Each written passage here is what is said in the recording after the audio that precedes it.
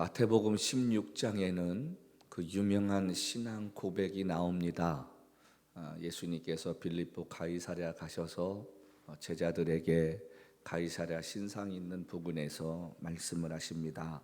야, 사람들이 나를 누구라고 하느냐? 그랬더니 엘리야라고 하고 여러 사람 이야기를 하는데, 예수님의 수제자인 베드로가 주님 앞에서 주는 살아계신 하나님의 아들이시고 그리스도시다, 이 대답을 하고 나니까 예수님 마음이 너무 흡족하신 거예요. 그래서 베드로를 칭찬하시고 또 베드로에게 음부의 권세를 주겠다, 이 말씀을 하셨습니다. 베드로가 얼마나 업이 됐겠습니까? 그런데 잠시 후에 예수께서 이제 십자가에서 죽으시고 이제 고난 당하셔야 할 것을 말씀하셨더니, 또 그때에 제일 먼저 나서된 사람이 누구냐면 또 베드로입니다. 베드로가 제일 먼저 하는 말이 뭐냐면, 선생님 그리하시면 안 됩니다. 강청하다는 것이, 강청, 붙잡으면서 얘기하는 거예요. 근데 예수님이 좀 전에는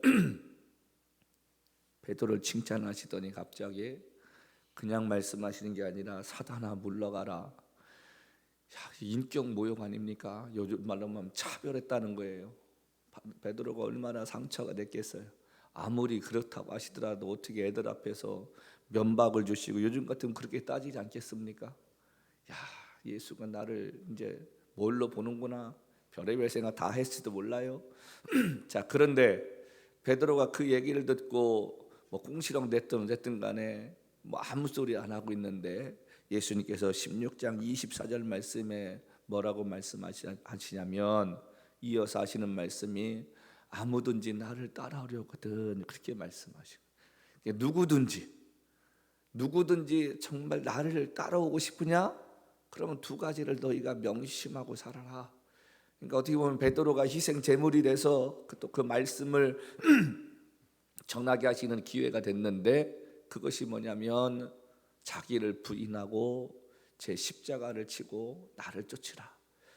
여러분, 여기서 자기를 부인한다는 말이 무엇입니까? 자기 삶 가운데 자기가 주인이 아니라 정말 주님이 주인 되시는 그 삶을 살으라는 거예요. 우리가 교회 오면 흔하게 부르는 호칭이 하나 있는데, 그는 성도라는 말입니다.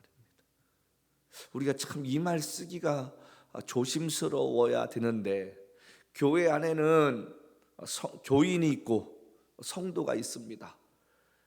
교인이라는 말은 그냥 교회 와서 등록하고 함께 믿음 생활하는 사람 말합니다. 믿음에 열심히 있든 없든 우린 그 사람을 가르쳐서 암흑의 교인이라고 말합니다.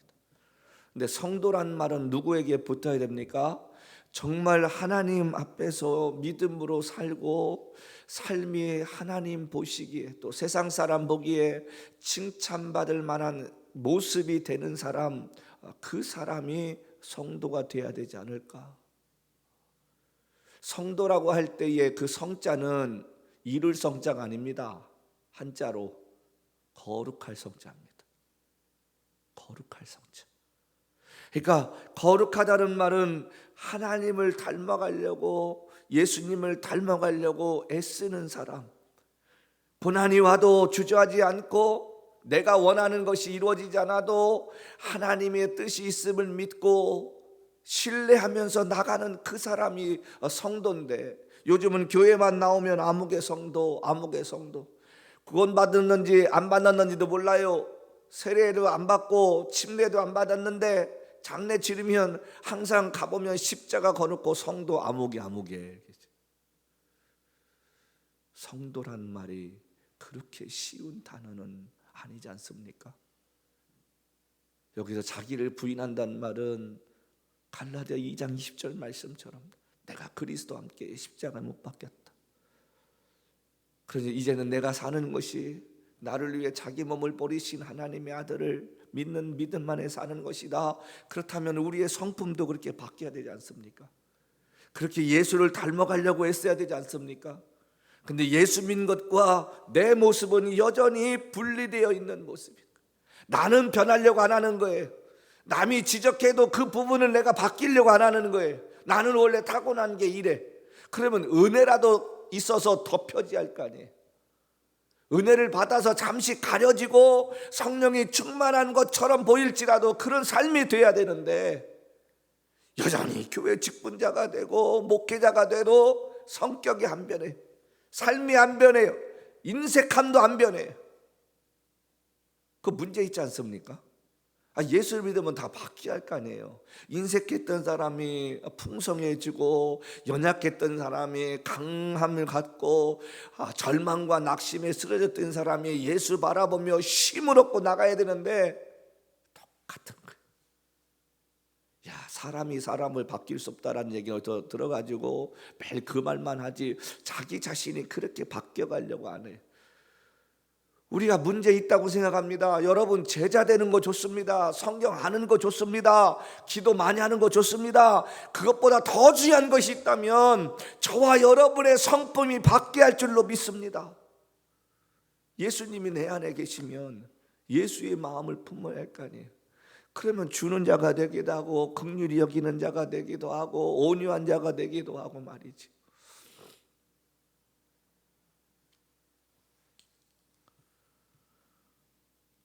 예수님께서 자기 십자가를 지고 나를 따를 것이다. 십자가가 무엇입니까, 여러분? 많은 사람들이 내가 고난당하는 게 십자가인가 봐. 이거 내가 등에 지고 내가 가야 하나 봐. 막 이 생각 들잖아요. 절대 그거 십자가 아닙니다. 십자가라는 말은 뭐냐면 하나님의 영광을 나타나기 위해 내가 포기해야 할 것들을 말합니다. 아무리 돈을 많이 버는 일이라도 정직하지 않으면 그거 하지 말아야 되는 거예요. 그 갈등 속에 있을 때 이게 하나님의 영광이 아니겠다, 그러면 포기할 수 있는 거, 그게 십자가입니다. 근데 우리 안 그렇잖아요. 우리가 말은 십자가를 진다고 이야기하면서도 성도들 가운데 정직하게 사업하고 정직하게 장사하는 사람 많지 않은 시대입니다. 성도들 뿐입니까? 어느 날 목사가 목회하다 말고 큰 교회 나왔다고 있는 교회 그냥 뒤로 하고 떠나가시는 분들, 그런 분 볼 때마다 저게 사명일까?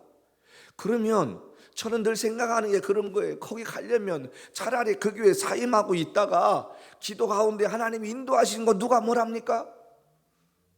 그러면서 성도들 교회 옮기면 안 된다고. 왜요? 성도들은 왜 그러면 안 됩니까? 우리는 예수 믿으면 목사가 됐든 장로가 됐든 집사가 됐든 뭐가 됐든 간에 하나님 앞에서나 사람 앞에 부끄럽지 않는 모습이 되어야 할 줄로 믿습니다. 그거 하려고 날마다 몸부림치는 거 아닙니까? 주님, 내 성품 아시지 않습니까? 내 속에 더럽고 추한 거 아시지 않습니까? 그래도 주님 이겨내서 나도 변화되게 하시고 하나님의 기쁨이 되게 하시고 하나님의 자랑이 좀 되게 해달라고. 근데 그런 거 가지고 몸부림치는 사람 별로 없는 시대인 것 같아요. 자기 십자가 안 져요. 삶에 지치고 허덕인다고들만 얘기하지 정말 하나님의 영광이 무엇일까 생각하며 사는 사람 많지 않은 시대라는 것입니다. 다 내려놓고 주님이 기뻐하시고 원하시는 삶이 무엇인가를 살려고 애쓰는 것, 그게 십자가 지는 사람의 자세인 줄로 믿습니다. 이 시대에 많은 사람들이 예수 믿고 주님을 위해 살아야 하고 그분의 자제가 되고 싶다고 말하지만 주님 뜻에 맞게 온전히 사는 사람 부족한 시대입니다. 기도하다가도 내가 절박하고 어느 순간 답답하면 인간적인 마무리가 한번 해볼까? 여러분, 이 포기라는 단어가 얼마나 힘든 줄 아십니까? 예수를 위해 포기하며 산다는 게 얼마나 정말 많은 용기가 있어야 되는 줄 아십니까? 이 포기라는 단어 앞에 얼마나 많은 눈물이 있어야 되는지 아십니까? 우리 너무도 쉽게 생각합니다. 그래서 제가 오늘 이 말씀 다 하는 얘기입니다. 교회 다니신 분들은 무슨 얘기인지 알아요? 부자 청년이 왔는데 예수님께서 뭐 돈 있는 거 다 팔아서 남 주고 나를 쫓으라. 말은 쉽지요. 근데 그게 저와 여러분들에게 만약에 닥친 일이라고 하면 저와 여러분에게 있는 모든 것을 내려놓고 하나님이 원하시는 길로 살아가면 그게 작을 때는 상관이 없는데, 그게 몇백만 불, 몇천만 불 갖고 있는 사람이라고 생각해 보십시다. 아니 그건 다 그만두고라도 내가 정말 평생을 모아온 몇십만 불 있는데 어느 날 예배 가운데 성령께서 역사하셔서 야, 그것을 어디에다 쓰면 안 되겠냐 그랬을 때 그거 쉽게 포기가 되겠습니까? 그 제가 오늘 제목을 무엇을 포기해야 되나, 분명 저와 여러분들에게도 포기할 것이 한두 가지가 있을 것 같다는 생각을 하면서 이 시대에 우리가 이 말씀을 다시 한번 좀 읽어봤으면 좋겠다라는 생각 갖고 제가 이 말씀을 준비해 봅니다. 제가 나이 들면서요, 이제 주님 만나는 날이 점점 가까워 오지 않습니까? 근데 한옆에 이제 두려움이 생기기 시작하는 거예요. 정말 매일매일 내가 주님 앞에 서면 어떨까? 정말 주님이 나 기뻐 맞아주실까? 아니면 나의 허물 때문에 모른다고 이야기하실까? 여러분, 제가 생각이 종종 많아집니다. 젊었을 때는 패기와 열정이 넘쳐서 무엇이든지 이렇게 하면 주님이 기뻐하실 거야, 물불 안 가리고 빚더미 안던 뭐하든 제가 열심을 내었는데, 나이 들면서 생각은 정말 주님이 기뻐하시는 일일까? 원하셔서 이 마음을 주셨을까? 라는 생각이 들기 때문입니다. 사람과 동물이 다른 것이 뭐예요? 생각할 수 있다는 겁니다. 물론 동물도 생각하죠. 저기 사냥할 때 어떻게 할 것인가, 지 먹고 살기 위해서. 근데 사람은 먹고 살기 위한 것만 고민하는 게 아니잖아요. 돌아가야 할 집이 있다는 거예요. 돌아가야 할 집이 있다는 거예요.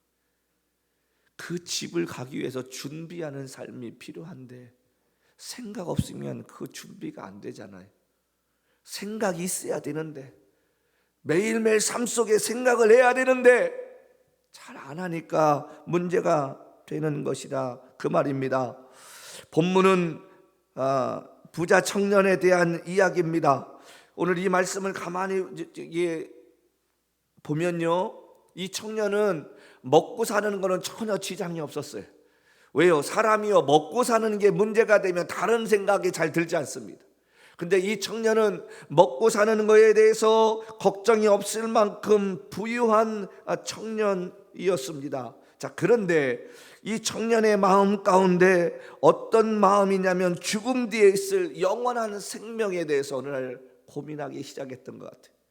그래서 이 청년이 예수님 앞에 나와서 선생님이여, 내가 무슨 선한 일을 하여야 영생을 얻으리까?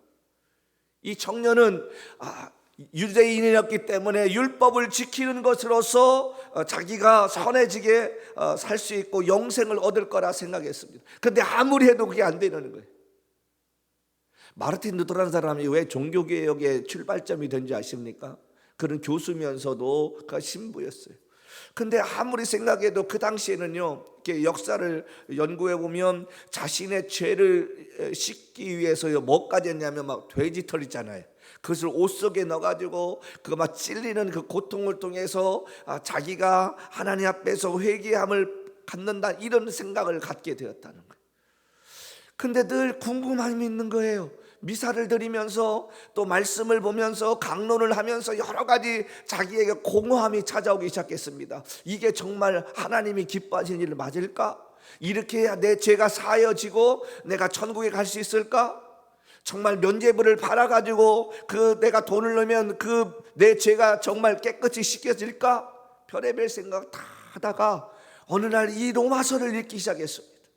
로마서를 읽는 가운데 성령의 역사를 하셔서 이 마르틴 루터의 마음에 무슨 확신을 줬냐면, 사람이 구원받을 수 있다는 거, 영원한 생명을 얻을 수 있다는 것은 믿음으로만 된다는 사실을 깨달았다는 거예요. 믿음으로만, 이 조사만, 다른 것이 아니라. 우리 사도행전 4장 말씀에 우리에게 이렇게 말씀하지 않습니까? 천하의 다른 이름으로 우리에게 구원받을 만한 이름을 주신 일이 없다는 것. 그 사실을 마르틴 루터가 깨닫고 나서 95개 조항을 1517년에 비텐버그 대학 강단 앞에 딱 붙여놓고 이게 맞지 않느냐? 우리가 한번 변론해보자. 그게 출발점인 것입니다. 한 사람이 영생에 대해서 고민했을 때 하나님은 그 한 사람을 들어쓰셔서 역사를 바꾸어 놓으셨다는 거예요. 이 청년이 이 고민이 무엇이었냐면 어떻게 하면 자기가 영원한 생명을 얻을 수 있을까? 철들었잖아요. 젊은 나이에. 청년이라고 하면 몇 살 됐겠습니까? 30대 후반 아래지 않았을까? 이 청년의 가슴에 내가 어떻게 영생을 얻을 수 있을까? 여러분 고민하며 사십니까? 매일매일 삶 속에 정말 내가 하나님 앞에 구원의 기쁨을 누리며 살 수 있을까를 고민하며 삽니까? 근데 이 청년은 그 고민했다는 거예요. 그래서 예수님께 물었더니 예수께서 이르시되 이렇게 말씀하십니다. 내가 생명에 들어가려면 계명을 지키라. 여러분 이 말씀 잘 기억하십시오. 내가 생명에 들어가려면 계명을 지켜라. 이 말이 무슨 말이냐면 내가 하나님의 사람답게 살려면 하나님께서 주셨던 그 율법을 지키며 살아라는 거예요. 우리가 예수 믿어도요, 그냥 구원받았다고 해도요 막 사는 게 아닙니다. 하나님 말씀 따라 살아야 할 줄로 믿습니다. 하나님 말씀에 기록됐으면 내가 손해가 있을지라도 그 말씀 따라 살 때 그 삶을 통해서 하나님이 영광 받으시고 우리의 구원을 이루게 될 줄로 믿습니다. 구원은 행위로 받는 게 아닙니다. 여러분 구원은 믿음으로 받습니다. 만일 내가 예수가 하나님의 아들인 것을 내 마음에 믿고 시인하면 구원 얻는다. 로마서 10장 10절 말씀에 있는 것처럼 우리가 구원을 믿음으로 받습니다. 에베소서 2장 8절부터 9절 말씀처럼 너희가 그 은혜로 인하여 믿음으로 말미암아 구원을 얻었다고 말합니다. 맞습니다. 여러분 구원은 믿음으로 받습니다. 우리의 고백으로 받습니다. 그러나 말씀 따라 사는 삶은 뭡니까? 구원받고 난 그 뒤에 하나님 앞에 서는 날 우리가 받아야 할 상급을 받을 수 있는 그러한 행함의 지침서가 되기 때문인 줄로 믿습니다. 말씀 따라 살 때, 그 말씀에 의지하여 살 때 내가 하나님 앞에 서서 보여야 할 믿음의 열매가 있기 때문입니다. 예수님께서 이 말씀을 하셨더니 이 청년의 말씀 보십시다. 뭐라고 얘기합니까? 이 아침에 우리가 배워야 할 말씀입니다. 18절 말씀에 이르되 어느 계명이오니까 예수께서 이르시되 살인하지 말라, 간음하지 말라, 도둑질하지 말라, 거짓 증언하지 말라, 내 부모를 공경하라, 내 이웃을 내 자신같이 사랑하라 하신 것이니라. 그 청년이 이르되 이 모든 것을 내가 지켰사온즉.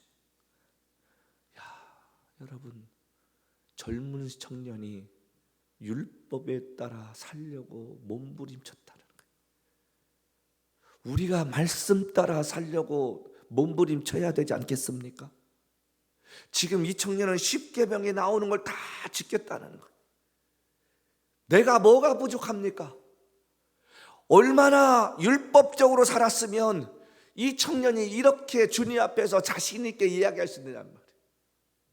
저와 여러분의 삶이 날마다 말씀을 따라 살려고 했을 때 성령께서 도와주시는 줄로 믿습니다. 나는 노력하지 않는데 성령이 도와주시냐? 그렇지 않습니다. 한 주간의 삶을 지켜보십시다. 또 돌이켜보십시다. 여러분 하나님 말씀 따라 살려고 노력했는지, 삶이 아무리 어렵고 힘들어도 내가 기도하려고 했었습니까? 내가 하루에 성경을 몇 장씩 읽으면서 하나님 말씀을 내가 배워야겠다는 마음으로 정말 몸부림쳐 봤습니까? 바쁜 시간에도 내가 기도해야지 그런 마음으로 내가 살았습니까? 우리의 삶으로 말하면 이 얘기입니다. 내가 한 주간의 삶을 하나님 말씀 따라 살려고 했었고 기도하려고 했었습니다. 하나님 내가 이렇게 살았는데 뭐가 부족합니까? 자신 있게 이야기할 수 있는 삶의 자리로. 그래서 예수님께서 말씀하시잖아요. 하나님이 거룩하신 즉 너희도 거룩해져라. 근데 우리는 그건 생각 안 하고 먹고 사는 문제, 여러 가지 다른 것은 고민합니다. 내가 어떻게 하면 직장 잡지? 어떻게 하면 좋은 사람 만나 결혼하지? 어떻게 하면 좋은 집 사지? 어떻게 하면 내가 주식도 잘 투자해서 노후를 대비하고 이렇게 살지? 야, 어떻게 하면 내가 좀 집 좀 큰 데로 옮겨서 살고 좀 안정적인 삶을 살지? 우리가 그 생각만 하지 정말 그 일을 이루시는 하나님을 만나려고 몸부림치고 기도하고 눈물을 흘리는 시간이 없다, 그런 말이에요. 그러니까 기적이 안 일어나는 거예요. 그러니까 신앙생활에도 밍숭밍숭한 거예요. 답답한 거예요. 열정이 없는 거예요. 환경을 불평하는 거예요. 기억하십시다. 우리가 찬송가의 고백처럼 내 주 예수 모신 곳이 초막이나 궁궐이나 어디라 할지라도 그분만 계시면 내 안에 평화가 찾아오고 근심과 염려가 떠나간 줄로 믿습니다. 그러면 여러분도 경험해 봐야 할 거 아니에요. 여러분도 그 일에 대해서 한번 체험을 해봐야 할 거 아니에요. 그래서 하나님이 이런 분이시구나. 그래서 내가 광야에 혼자 있는 느낌 같고 무인도에 혼자 있는 느낌 같을지라도 하나님이 나와 함께 하시고 내가 기도할 때에 나의 등을 만져주셔서 따뜻함을 느낄 수 있는 그 은혜를 체험할 수 있는 우리의 삶이 되어야 되지 않겠습니까? 그러려면 어떻게 해야 돼요? 말씀 따라 살아야 할 줄로 믿습니다. 이 청년은 그렇게 살았는데 그럼에도 갈급한 거예요. 왜요? 진리를 모르니까. 여러분, 율법과 은혜가 다른 게 뭔지 아십니까? 율법은 우리가 죄인이라는 것을 가르쳐 주는 거예요. 율법은 네 힘으로 인생 못 산다는 걸 자꾸 얘기하는 거예요. 우리가 율법 따라 살면요, 우리 지칩니다. 우리가요 그냥 이렇게 탈진해 버려요. 왜? 도저히 율법을 우리에게 들이대면 우리는 죄인일 수밖에 없는 거예요. 낙심되고 절망할 뿐만이 아니라 그냥 일어날 용기조차도 잃어버리는 거야. 나는 안 돼. 그래, 나는 역시 이게 안 되나 봐. 안 맞나 봐. 나는 역시 이 교회하고는 안 맞나 봐. 자꾸 율법은 우리로 절망감을 갖게 하는 거예요. 그래서 율법을 자꾸 이야기하면 우리의 사람이요 정말 짜증나게 되고 힘을 잃어버립니다. 근데 은혜는 어떤 겁니까? 그럼에도 불구하고 너는 잘할 수 있어. 그렇죠. 그럼에도 불구하고 너는 하나님 앞에 귀한 존재야. 세상 사람이 다 돌을 던지고 너를 다 포기했어도 하나님은 결코 너를 포기하지 않으셔. 네가 많은 일을 하지 않는다 할지라도 에녹처럼 하나님 앞에서 믿음으로 살려고 했으면 그 자체로 하나님께서 너를 전국으로 인도해 주실 거야. 힘을 내. 너는 존귀한 자고 가치 있는 자야. 율법은 우리에게 낙심과 절망과 패배감을 갖다 주지만 은혜는 우리에게 소망을 갖다 줍니다. 용기를 갖다 줍니다. 절망 가운데 다시 일어날 수 있는 그러한 믿음을 갖게 해주는 게 그게 은혜입니다. 그거 주시려고 예수님이 이 땅에 오신 거예요. 근데 이 청년은 그 은혜의 기쁨이 뭔지를 아직 못 느끼는 거예요. 자랑스럽게 자기는 그렇게 지켰다는 거예요. 그래서 바울이 그렇지 않습니까? 나는 히브리인 중에 히브리인이요 바리새인 중에 바리새인이었다. 내가 가말리엘 선생님의 내가 수제자였다. 그 얘기는 뭡니까? 누구 못지않게 율법을 성실하게 지키며 율법으로 흠이 없는 삶을 살았다는 거예요. 그런데 내가 예수를 알고 보니 그것이 다 별 소용이 없더라. 우리가 죄인 같고 모나고 부족하고 실패했어도 예수 앞에 나오면 우리 주님이 흰옷을 입혀주시고 구원의 기쁨을 주시고 내 자신이 아무리 비천한 자리에 앉아있다 할지라도 존귀하게 여겨주실 그 한 날이 있다. 그게 복음입니다. 이 청년에게 주님 이 시간에 그 말씀을 들으시고 뭐라고 말씀합니까? 자기가 부족한 게 뭐냐고 물었잖아요. 그래서 예수께서 이렇게 답을 해주세요. 내가 온전하고자 할진대 가서 내 소유를 팔아 가난한 자들에게 주라. 그리하면 하늘의 보화가 내게 있으라 하고 와서 나를 따르라. 두 가지 말씀합니다. 네 것을 가지고 가난한 자들에게 주라. 여러분, 교회가 존재해야 할 이유가 뭡니까? 복음이 필요한 자에게 복음을 전해주기 위해서 존재해야 할 줄로 믿습니다. 교회는 주는 곳이 되어야 할 줄로 믿습니다. 복음도 주고 선교지에 물질이 필요할 때 물질도 주고 우리의 기도가 필요한 자들에게 우리의 기도의 은혜로 나눌 수 있는 그러한 곳이 되어야 할 줄로 믿습니다. 청년에게 말씀하시기를 내게 있는 보화를 다 팔아가지고 가난한 자들에게 주라. 가난한 자들에게. 우리 이 부분을 좀 기억하십시다. 예수님이 복음 전도하면서요, 항상 그분의 마음엔 무슨 마음이 있었습니까? 긍휼한 마음이 있었어요. 어린아이가 예수님 앞에 달려오는 것을 사람들이 제지할 때도 내비둬라, 그 아이를 막지 말라. 주님의 마음에 긍휼하심이 있었습니다. 그래서 산에서도 말씀하실 때 예수께서 말씀하신 게 뭡니까? 긍휼히 여기는 자는 긍휼히 여김을 받을 것이다. 우리가 남을 불쌍히 여기면 하나님이 우리를 불쌍히 여겨주실 줄로 믿습니다. 내가 남을 도와주면 하나님이 나를 도와주실 줄로 믿습니다. 우리가 이런 마음으로 살아야 되는데 이 청년이 거기에 대한 부담감을 느꼈다는 거예요. 그래서 청년이 뭐라고 합니까? 22절 말씀에 재물이 많음으로 근심하여 갔다. 재물을 포기하지 못하는 거예요. 우리가 이 말씀을 통해서 배워야 할 것이 있는데 그게 뭡니까? 첫 번째는 믿음은요, 궁금함이 있어야 주님 앞에 나온다는 거예요. 이 청년이 궁금했기 때문에 나와서 주님과 대화를 시작합니다. 사람이요, 생각 없으면 궁금함이 없습니다. 궁금함이 없으면 하나님께 나가지 않습니다. 하나님께 나가지 않는 자는 절대로 기도하지 않습니다. 저는 여러분의 삶에 늘 퀘스천 마크가 있기를 바랍니다. 여러분의 삶에 늘 궁금함이 있기를 바랍니다. 여러분의 삶에 늘 주님을 향해서, 하나님을 향해 생각이 있는 삶이 되어지기를 주님을 부탁합니다. 그래야 우리가 하나님 앞에 엎드려지게 되어 있습니다.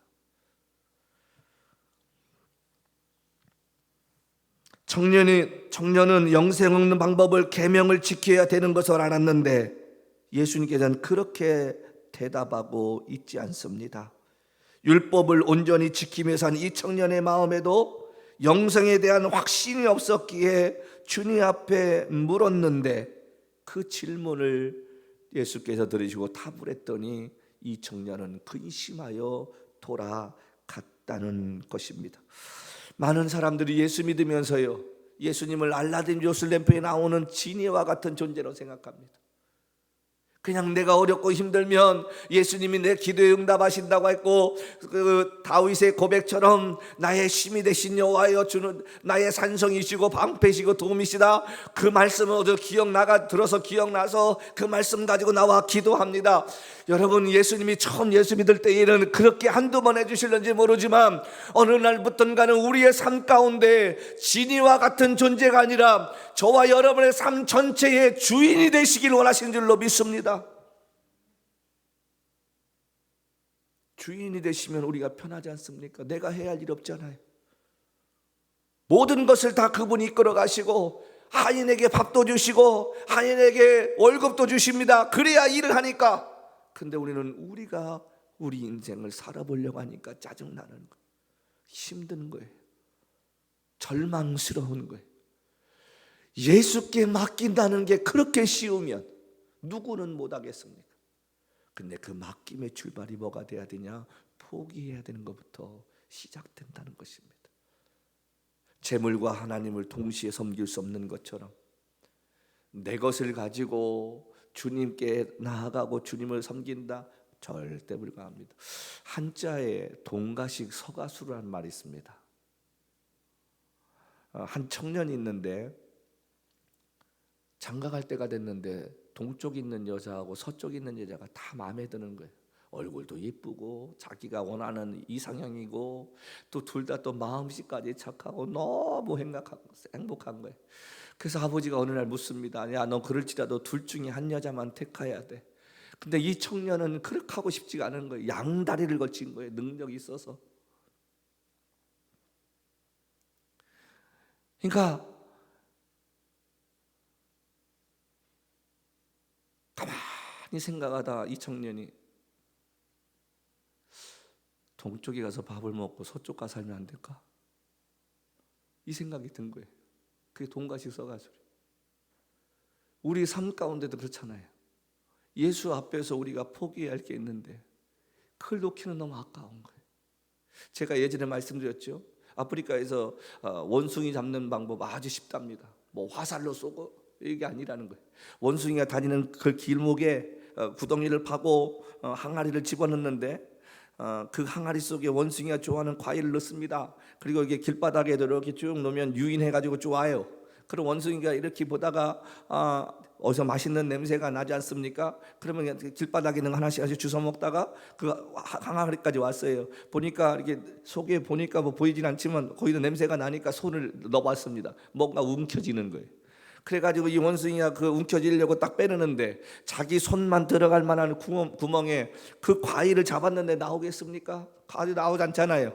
그러니까 그 구덩이를 묻었던 사람이 그 망을 보고 있다가 원숭이 혼자 낑낑대는 거예요. 놓고는 싶지 않지, 저거는 가져가고 싶지, 손은 안 나오지, 빙글빙글 도는데 그 사람이 가는데도 원숭이는 그때까지 포기 못하다가 그냥 잡혀버린다는 거예요. 어쩌면 우리의 인생도 똑같습니다. 하나님 앞에서 그것을 내려놓으면 하나님이 다른 것으로 채워줘야 되는데 예수님은 멀리 계시지 않습니까? 내가 기도해도 음성이 들리지 않고 보이지 아니하므로 내가 이것을 해보겠습니다. 내 방법대로 해보겠습니다. 뭐가 됩니까?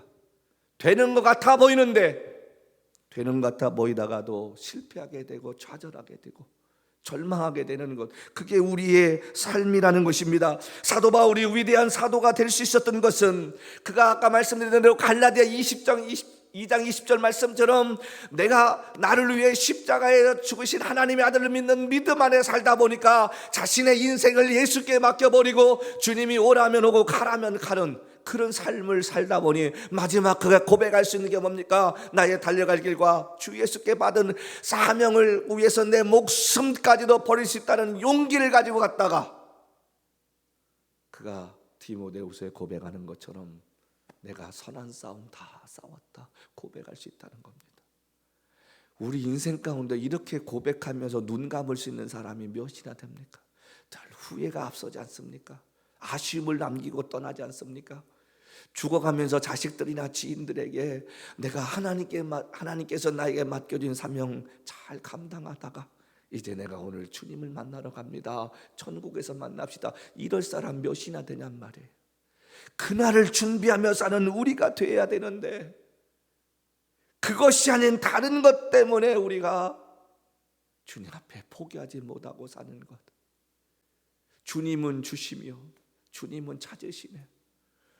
안 주셔도 감사할 수 있고 주시면 더 감사할 수 있고 이런 마음 갖고 살아야 되는데 사람이 기다리다 지치면 내가 한번 뭘 해볼까?